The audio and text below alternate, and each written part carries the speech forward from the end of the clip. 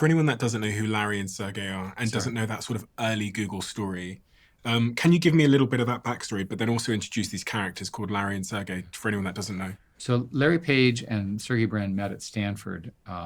They were on a grant from, believe it or not, the National Science Foundation as graduate students. And Larry Page invented a algorithm called PageRank, which is named after him. Hmm. Um, and he and Sergey wrote a paper, which is still one of the most cited papers in the world. And it's essentially a way of understanding priority of information. And mathematically, it was a Fourier transform of the way people normally did things at the time. And so they wrote this code. I don't think they were that good a set of programmers. They sort of did it. They had a computer. They ran out of power in their dorm room, so they borrowed the power from the dorm room next to and plugged it in, and they had their data center in the bedroom, in the dorm. Classic story.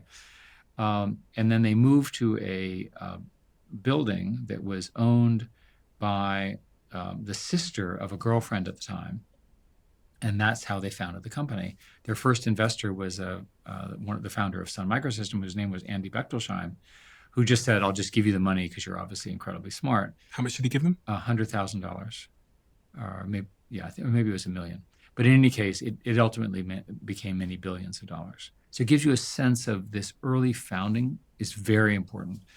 So the founders then set up in this little house in Menlo Park, which ultimately we bought at Google, as a museum.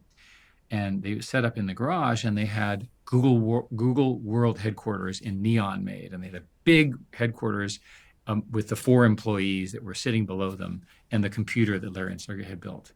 Larry and Sergey were very, very good software people and obviously brilliant, but they were not very good hardware.